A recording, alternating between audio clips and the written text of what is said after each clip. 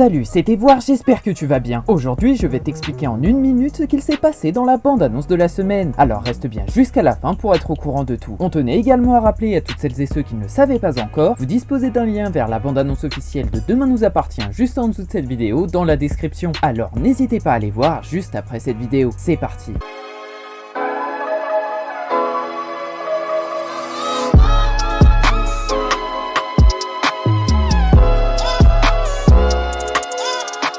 La semaine dernière, la flamme entre Aurore et William s'est complètement éteinte après que l'homme ait découvert que sa propre femme est déjà passée à autre chose avec un certain Achille rencontré sur une application de rencontre. Suite à cette découverte, Aurore a tout fait pour retenir William, en lui expliquant qu'il ne s'agit que d'une simple mission d'infiltration, mais tout ça n'a pas convaincu son mari et quelqu'un menace désormais la policière qui a peut-être parlé à un peu trop de monde de cette fameuse mission top secrète. Pour cette semaine dans Demain nous appartient, rien ne va plus pour la famille Donnier-Jacob. Et malgré l'acharnement d'Aurore, William s'apprête à quitter Seth pour l'île de la Réunion, histoire de prendre du recul sur ce qu'il veut vraiment pour son avenir amoureux. Sa fille Manon va alors tenter de le retenir, mais il est déjà trop tard. William a accepté un poste dans un hôpital réunionnais et Aurore est quant à elle bloquée dans sa mission pour pouvoir faire quoi que ce soit qui retiendrait son mari près d'elle. Pour Sébastien, son avenir amoureux est quant à lui bien plus optimiste, et depuis sa sortie de coma, il semble prêt à vivre pleinement sa vie et à dévoiler ses sentiments envers Marianne qu'il aime plus que tout au monde. Mais Chloé va le prévenir qu'il ne faut pas mettre la charrue avant les bœufs avec sa mère, et selon elle, Sébastien ne doit pas écrire une lettre pour Marianne, mais plutôt prendre son courage à deux mains et aller lui dire ce qu'il a sur le cœur, mais sans compter sur Alain Lehaut qui n'est jamais très loin. Puis, depuis leur soirée du Nouvel An, Lilou et Octave sont littéralement sur un petit nuage, mais une fois de retour au lycée, le jeune homme a un peu peur d'officialiser sa relation par peur de frustrer ou de blesser le jeune Liam. Lilou va alors faire le premier pas en embrassant Octave au plein milieu de la cour du lycée et qui seront scrutés de près par le regard très menaçant de Liam, ce qui prouve qu'il n'est absolument pas passé à autre chose. C'est terminé, j'espère qu'elle t'a plu, si c'est le cas n'hésite pas à déposer ton like et éventuellement à t'abonner pour suivre les prochaines vidéos. Salut!